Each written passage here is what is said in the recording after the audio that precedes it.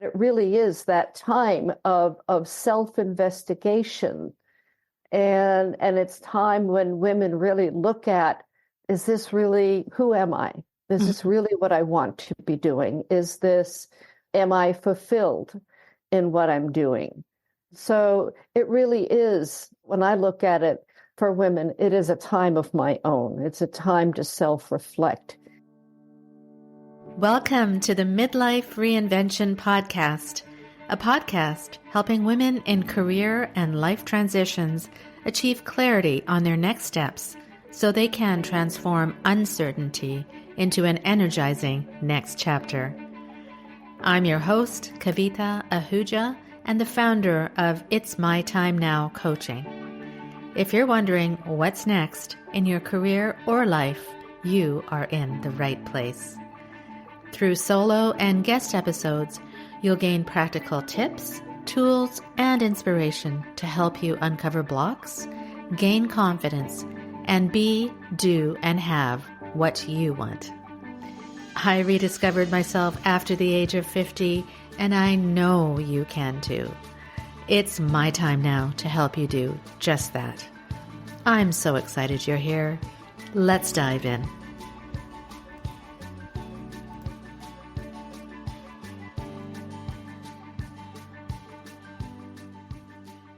Welcome, my friend, to another episode of the Midlife Reinvention Podcast. With spring around the corner, this is really a time of renewal and revival for everything around us, and especially within ourselves. What are you hoping for in this new season for yourself? Do you feel like this is a pivotal moment in your life, and are you questioning your career, your sense of purpose, or your overall well-being? These questions are normal, especially in midlife, and in this next episode, we will discuss the psychology behind why this stage is so crucial and can actually lead to real personal growth and fulfillment. I have a fascinating conversation with Dr. Barbara Mark, who is a recognized expert on the psychology of women and is a leading authority on the midlife stages of adult development. In this episode, you'll discover the psychological reasons underlying midlife transitions, including menopause, and how they can influence a woman's career and life decisions, practical strategies for developing leadership skills and resilience, especially tailored for executive women navigating midlife challenges, and the importance of promoting menopause-positive workplaces and DEI initiatives to create supportive environments for women in all stages of their careers. So if you are struggling right now with the physical, emotional, and mental changes in midlife and are wondering, is this normal? This episode is for you. And don't forget to stay till the end, where I share an important resource for you to help you discover what is blocking you from moving forward. Welcome, everyone, to the Midlife Reinvention Podcast, a podcast for women in transition in their careers and life. This week, I'm honored to have on the show Dr. Barbara Mark. Dr. Mark has a deeply held passion for working with women in midlife and has built a decades-long career as an elite leadership, career, and life strategies coach and advisor to senior executive women. She is a recognized expert on the psychology of women and is a leading authority on the midlife stages of adult development and how these stages, inclusive of menopause, impact a woman's career, development, and life choices. Thank you so much for being here, Barbara. It's such an honor to have you on the show. How are you doing today? I'm great. Thank you. And so delighted to be with you, Kavita. Thank you for having me. As soon as we kind of connected online, I was like, I have to meet you because we have such similar kind of visions and passions. So I'm just really excited to get your take on all of that. So thank you. So I just thought I would start. I was looking through your material, your website, and I came across this quote that I wanted to get your ideas and feedback on. And you say that, quote, "I believe you deserve a fulfilling career and a meaningful life in your prime, what is the impact you want to have in the world? So maybe you can tell our audience, how did this interest in supporting women through midlife begin and what ignited it? And I understand it started at a young age. So perhaps you can kind of tell us a bit about your story and why this is so important to you. Sure, sure. So strangely, I got very interested in midlife when I was in my very early 20s. I was studying psychology in my undergraduate work, of course, and in my graduate work, I came upon the work of Carl Jung, the Swiss psychoanalyst, and really, really loved his take on midlife. And I started reading a lot about his impressions and theoretical foundations of midlife, as well as a lot of other Jungian theorists. And God, it just really caught my attention and intrigued me. Mm-hmm. And at the same time, I remembered being around midlife women as I was growing up. My grandmothers and my great aunts, when I was little, were midlife women. Mm-hmm. And they were the most interesting women. They were adventurous, they were confident, they had lost all of the sort of insecurity that they had had when they were a little bit younger, and they were adventurous and bold. And I thought, wow, I really like this. And so as I pursued it, I recognized, wow, it's a difficult time in adult development, this midlife period. And so I had always been interested in supporting women's issues. That started when I was in high school. Mm-hmm. And so I was committed to supporting women through these challenging and exciting stages of midlife. That's so amazing because you had kind of these role models, I guess, as you were young and looking up to them, and I guess your curiosity led you to to pursuing your education as well. Is that? Yes. Yes. Yes, it did. I mean, I think that, I've never met a person who went into psychology who didn't have some curiosity about Sure. what's going on in the mind, and interested in dynamics in their own families and their own lives. And yes, certainly these women just emboldened my path and fed my curiosity. So it was great. Yes. That's wonderful that you were able to identify that at a younger age, and then that's kind of led to where you are. So that's fantastic. And as I was when we met, I was intrigued because our businesses kind of have similar names, so they kind of mirror each other. And that yours is A Time of My Own, and mine is It's My Time Now. And so I was thinking about that, and I was thinking, what's kind of the parallel there? And that, to me, it's kind of a bit of a sense of urgency, and that it's a kind of a time it's necessary to explore our own selves. And so I don't know how you feel, but I think at this time it's kind of critical that the choices that we make now are really important for our future, and the choices we make whatever we make now, it depends on how fulfilled we are in the future and are happy. Mm-hmm. So I just wanted to bring that out, and thought maybe you had some comments or thoughts on that aspect of it. Yes, yeah, I do believe that you and I come at this from very similar point of view and a very similar thought about this time in a woman's life, that it is a moment, particularly in sort of the middle stage of midlife development, when a person is moving from one stage of life to another, and it can be exciting, it can be challenging, it should be traumatic, but it really is that time of self-investigation, and it's time when women really look at, is this really, who am I? Is this really what I want to be doing? Am I fulfilled in what I'm doing? And so it really is, when I look at it, for women, it is a time of my own. It's a time to self-reflect. And so I love that you sort of hand that back and say, it's your time. It's your time now. Yes. And I think that we have a beautiful synergy with regard to that. Yes.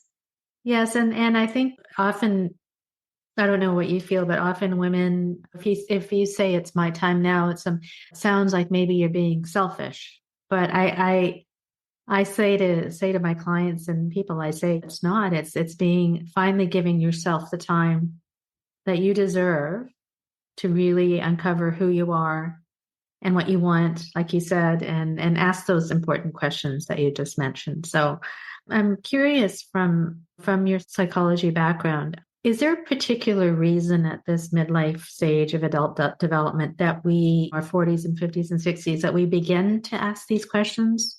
Like, what's the scientific reason behind it? Or is there some kind of research around that says that it's normal to start asking these questions at this stage of our lives? Right, right. It is absolutely normal, and it is a predictable pattern of development, the same as a parent can watch their children go through predictable stages of development. And we, as adults, observe children going through them and recognize there's the terrible twos, there's the curious threes and fours, there's adolescence when they're going through a lot of like, who am I? And so these stages of development are predictable, and everyone goes through them differently. Everyone has their own timeline. And one of the things that sort of amplifies the research is the work done around the happiness curve, the U curve. Yes. And that the 40s, 50s, and 60s is really kind of at the bottom of the U curve. And it is that period of time when all of a sudden we have all of these adult responsibilities where we're striving in our careers, we're raising, for a lot of people, they're sort of at the tail end of their raising their children as they get into their 50s, and also the difficult time that women go through when they're dealing with menopause. And so one of the most important things to look at is in that moment, a moment of that essence of midlife is when we confront our own mortality. It's when we have the recognition that time is limited. Yes. That time is finite. And we may not cognitively acknowledge that particular point, but it's happening psychologically, independent of any intention on our own. It happens psychologically. It's part of the developmental process. And so that begets this internal questioning. Am I doing what I want to do? Am I happy? Why am I not happy? What would make me happy? And then for women, compounded by, I have so many clients say to me, I think I'm losing my mind as they're going through menopause or perimenopause. And so there's a lot of research done on this and a lot of curriculum developed around looking at the stages of development. And so it is scientifically based, it is psychologically based, and we live through it. We get to the other side of it. The joyful part of it is that by the time we get into our late 50s, early 60s, the U curve starts to go up. That's right. Yes. I've studied a lot about this happiness U curve, and I guess you're right that the good news is you're going up this other side of the curve. That reminds me of the blue zones and I don't know if you saw that recent Netflix series where they talked about the different blue zones and why people are happy in those areas and how they live through to be in their 90s and 100s. So that I missed that. I'm going to have to look for that. It's a really good one. Yeah, it is. Oh, fabulous. Based on research that was done. But yeah, I think you're right. Like if I think back to my own, when I turned 50 and when I was going through those, what you said, menopause and my kids leaving the home and my career I was questioning the meaning of it. And it never really got down on me that it's because maybe I was thinking what am I going to, like, at my mortality? You don't really think about it that way, but I'm glad you brought that up. And and again, it is very common. And that's what I think it's important to talk about, because if listeners are going through this, it's important for them to know that it is common and they're not going crazy, right? I am not going crazy. It Yes. is absolutely perfectly normal. And it really, I do find it helps my clients a lot to understand this developmental process, to understand and appreciate that this is a time of a really deepening quest for purpose and a sense of meaning in their lives. And also, it's a time when there's an inclination to want to make rash decisions. I need to get out of this job. I hate this job. I feel purposeless in this job. I'm not happy in my marriage. That's a big perimenopause one, because often husbands don't understand what is going on with my partner here. She's Yes. different. Yes. And so it's very helpful for women to understand this is absolutely normal. And it's great to talk with someone, to be able to talk you through what are you thinking about? Let's not make rash decisions. Let's really look at what's happening in your job, what's happening in the rest of your life, and normalize it. Yes. Yes. I don't know what you feel, but whenever I see that term midlife crisis, it kind of I don't resonate with it because I don't really think it's a crisis. I Right. always say Yeah. it's rather turn it around and it's more of an opportunity, right? To A huge yes, opportunity, a yes, great, exciting, and enlivening yes, opportunity. yes, yes. Maybe just to switch gears a bit, your focus in your practice, I believe, has really been on developing leadership skills, especially and resilience, especially in executive women. And because I think we had talked about, you saying that women naturally bring skills that are needed on the global scale. And so maybe you can talk to a little bit about that and how do you develop these skills in these women, and like you talked a little bit about having somebody to talk to, but why do you think coaching in this respect is so important and so needed in that area? Right. The coaching is incredibly important and incredibly helpful for women. We're well known to seek perfection Yes. and to be mired in self-doubt. And those are not good things to embrace when you're in a leadership position. And so the work is really looking at clarifying and embracing one's self-worth, developing a sense of confidence and clarity around that, looking at why in this stage of life one might be feeling like that. And again, particularly if you're going through menopause, I mean, there are these horror stories of women having a hot flash in the boardroom, actually, or in a presentation, perhaps to the board or the leadership team, and what usually the all-male board Yes. or the largely Yes. male leadership team looks at this woman. She looks anxious. She's sweating. She's turning red. What does that say? She's uncomfortable in this leadership position. She's doesn't know her numbers. She's not articulate.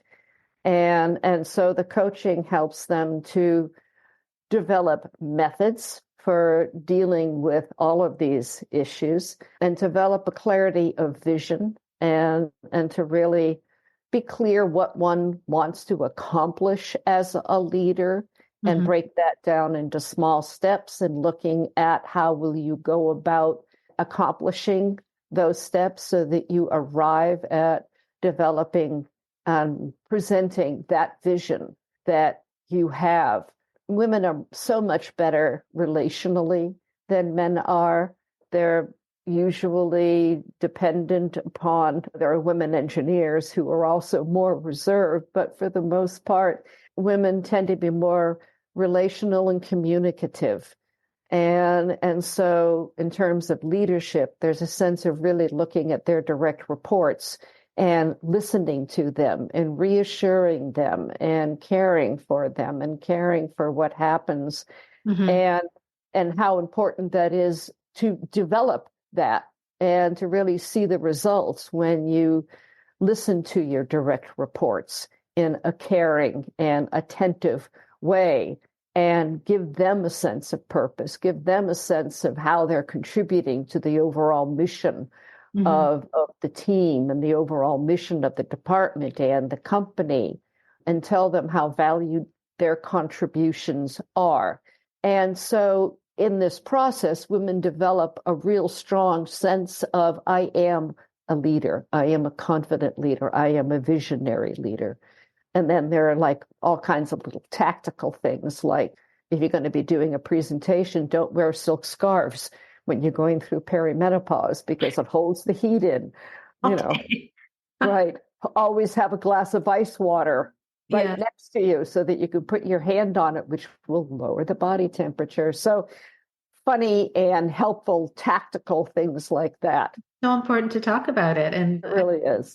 I think I wanted to ask you about that because in addition to the leaders like helping themselves, you're also passionate about having this, what do you call it, menopausitive workplace, where businesses should have these menopause policies and training. So can you tell us a little bit about, are you working on that, and why is this important? Is this changing in organizations? It is changing. And I tell you, I started doing this work about a dozen years ago, doing the research for it. And I was stunned to see that nothing was being talked about in the United States. I mean, menopause was still a taboo topic. It didn't show up in any literature. Nobody was writing about it, certainly in the context of the workplace, never mind individual women's lives. And so in the context of my research, I stumbled upon organizations in the UK that were working on this very successfully. And so I connected with them. We did a few Zoom meetings about what they were doing. And we talked about how important it is for people around a woman, her direct reports, the person that she reports directly to, the leadership team, that when she's going through menopause, this is not the woman going crazy. She's capable of doing her job. It's not funny. And it's important to not demean the woman. Also, it's important not to make assumptions. So that example that I gave of a woman having a hot flash in a presentation, a leadership team, that's an actual real life example of the woman being removed from the leadership of her team because her team lost confidence in her because she was late for meetings and she seemed more emotional and she didn't seem to be paying attention to the goals of the team. And so she was silently struggling going through menopause. And if she had been able to go to her boss and say, this is what's happening, I need some support around this. And she was able to say to her team, this is what's happening. I'm not failing you. I'm just having my own private summer over here. And it's a real challenge to deal with. And so companies understanding that and making sure that the woman's colleagues and leadership understand it, that it's seen as something as normal as pregnancy, except every woman is going to go through it.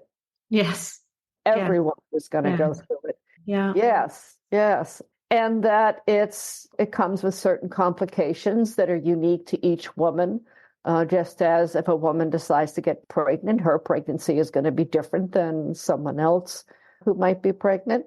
And to have some policies in place that may allow the woman to work from home if she's had a sleepless night because of insomnia and night sweats, or she's having a particularly emotional day, or she's irritable, she's on edge, or she's experiencing a lot of physical pain. I mean, menopause impacts every single system in the woman's body. And I could get technical about that in terms of where the hormones reside in the body, but it impacts every system in the body. And so it's going to impact her emotional state, her cognitive state, her bodily comfort, the vasomotor symptoms of hot flashes Yeah. and then migraine headaches. And so it's important that companies do understand that this is a phase that women go through and it ends.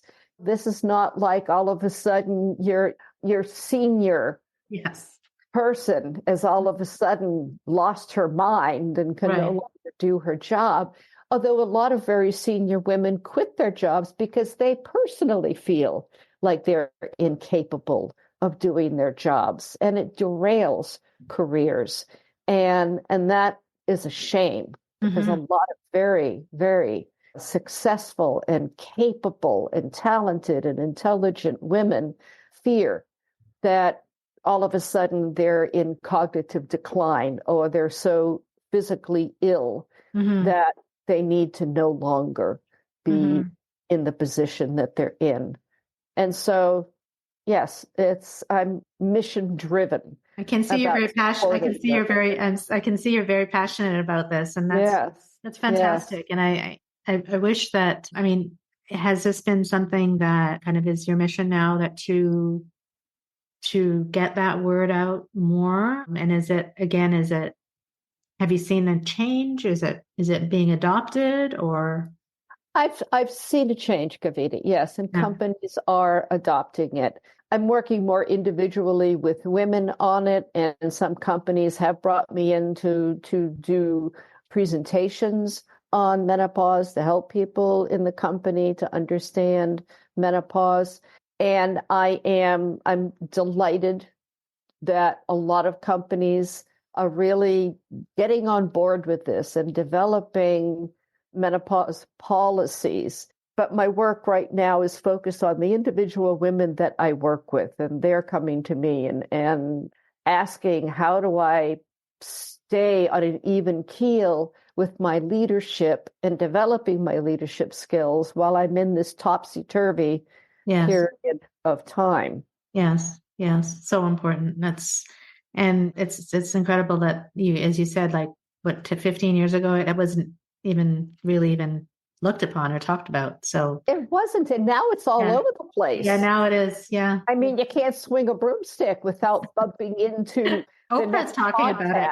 podcast. Oprah's talking. Oh, you're talking about it. Everybody's talking about it. Michelle Obama's talking Yeah, about it. yeah, I mean, and which is fantastic, just fantastic. absolutely Yes, fantastic. yes, And I'm delighted that the company that I initially contacted in the UK, which is called Henpecked, has grown enormously, and they've done amazing work in the UK. They have now a certification where a company can be certified as a menopause friendly organization. really. Wow. And they do work internationally. So a lot of big companies that are global companies that have big offices in the UK have had trainings now in the US. And so it's spreading like wildfire, Yeah, which is that's a great. really, really great Right. thing, which does give me the freedom in terms of my mission to really work with individual women Yes, and yes. talk about what's explicitly happening with their leadership journey. Yes, yes. I mean, so many important causes that you're passionate about, and thanks for sharing that one. And the next one, I guess, which is huge, is supporting around diversity and inclusion and anti-racism in the workplace. Yes. It's a huge topic, I know, but I think you say that the world will be saved by women. Mm-hmm. So tell us about your experience from your clients as well as what you've seen throughout your years of as a psychologist and in the organizations. How do have organizations? I know there's a lot of talk about D&I and diversity inclusion, but is it actually really being? Is there really a change? Is it really true? And how can individually and collectively how can we support the vision? Mm-hmm. Mm-hmm. I know it's a lot of questions. I think I asked you four in a row, but That's all right. That's all right. It all weaves together. yes, DEI historically has been a box checking activity. And so people who have moved into the DEI space over the past, I would say, decade, are passionate about it and are doing a very good job holding companies' feet to the fire about this is not just an exercise of saying, yep, we've got a DEI team. That's taken care of. That box is checked. We have 3 people of color in the organization. No, none of them are on the board, but we'll get there. And now it's become a much more top line promise of companies to really get serious about it. And what's going on culturally moves us in that direction. The George Floyd experience in our culture has broadened an awareness of how important it is for people to be racially aware and for people to be honest with themselves about their own biases. Of course, I'm also vigorously committed to anti-Semitism. As a Jewish woman, I'm so offended by the rise of anti-Semitism around the world and around this country, and unnerved by it. And so all of these areas are important for people to talk about individually with their companions, with their community, to challenge their own assumptions about things, to challenge their own biases, and to really bring it into the workplace and to speak up when something looks like there's a component to it that is based on a negative bias, is based on a negative assumption, and to have empathy for what other people are going through. No, it doesn't matter what the marginalized community is. A person may be a person of color, or they may not have English as their first language. It may be their second language. Maybe the person has a disability of some kind. Maybe the person has some autism.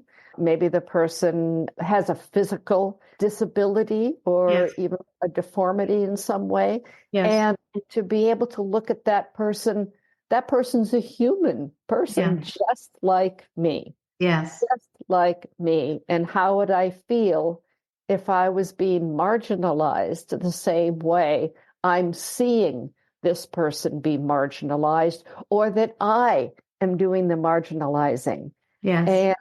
And to really bring ourselves to task and to have our awareness be acute and see it as important, and require that leadership be aware and accountable. Yes. I mean, who makes the definition of what is normal, right? Psychologically, it's an indefinite point on the top of a bell curve that doesn't even exist. It's just conceptual. Right. It's interesting how there's this perception of normality, and then people who, you see somebody, they don't fit the mold. I mean, as an East Indian woman, growing up, obviously there was a lot of racism when I was younger. I mean, now obviously not so much, but I completely hear you. As a Jewish woman, as an Indian woman, there's a lot of that. And in the corporate world, I could feel it, especially when you were trying to get into the higher levels. Right. But I think you're right in that socially, when we see things around us going on in the world, and we can't ignore them. We can't ignore what's happening. So I think it's really pertinent and important to talk about these things. And are you also working with organizations around this topic as well? Or are you, again? I am not. I work with individual women around it, because sometimes, because of culture, we have internalized biases that we believe what culture says about us in some way, and we need to work with that. But there are really wonderful people out there working on really serious issues of diversity, equality, inclusion, and belonging. Belonging is a big part of that. And ageism has to be part of that DEI equation. And so there are terrific people, terrific organizations that I know who are doing that kind of work. And so I'm content to have when individual women come to me and say, I need help in this area, Yes. there for them. Hi, my friend. Kavita here. Do you often feel blocked from moving forward? We all feel that way at times. These are referred to as energy blocks. I've created a short, actionable PDF guide to help you release your negative energy blocks. Click the link in the description to download it now for free. Now, let's get back to the episode. That's fantastic. And I believe, Barbara, that you are also, your focus is now, as you were saying about the whole ageism thing that's going on, is that now I think you're focusing also on serving women in their 60s, 70s, and 80s. Is that and beyond? Right. Is that what's happening next? What's next for you? And is this kind of your focus moving forward? Maybe you want to share what's in store for you next. Yes. Well, actually, there are two things that are in store for me that I'm very enthused about. I'm still working with midlife women on their leadership development and a lot of like looking at life coaching, really supporting women who are going through these issues in their lives and supporting that because I'm so dedicated to helping women, particularly going through that gnarly stage that is inclusive of menopause. But I have so many colleagues who are in their 70s, 80s, and 90s who are vibrant, intelligent, exciting women who they're still working at whatever it is. They're not done yet. Yes. They're still working inside of companies. They're in very, very senior positions. They run their own companies. They're CEOs. They're heads of philanthropic organizations. They're extraordinarily creative. But there's a lot of finger drumming about, hey, I'm still vibrant. Because we're living healthier longer. Yes. And so I felt it was really important to address this segment of women's lives.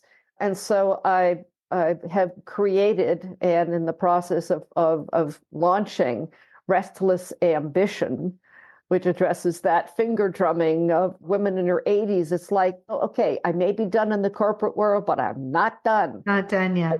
I want to make a difference. I want to go out there and contribute something. I wonder what it is I want to contribute. And so I love the conversations that I have with women. I love that term, restless ambition. That's fantastic. Yes. Isn't it wonderful? Isn't it wonderful? Yeah. And that came out of a conversation that I was having with one of these women. And I said, and there's like all this restless ambition. And all of a sudden I was like, yeah, that's the name of the program. That's it. Yeah. Fantastic. And the other thing that I'm doing, Kavita, which is my own personal purpose and meaning, is I've had a camera in my hand since I was a very young child.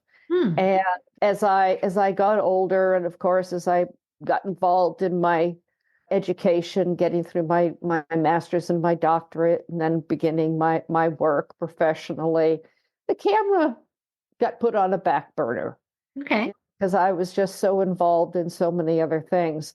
Well, the camera is now on the front burner, and I'm back doing photography, and it's really exciting. It's wonderful. I'm doing fine art photography, and that's something that I have a lot of us have these electronic calendars that have different colors for the different meetings that they have. Yes. I now have a color in my calendar, a category. This is my creative time. And oh my God, that's wonderful. And I block it out on my calendar. This is a time I'm going to be spending the entire afternoon going out and taking pictures, or I'm going to be working on the after process of my photographs. And I love it. It's very exciting and fulfilling. And I definitely recommend women really looking at how do they want to express themselves creatively. Yes.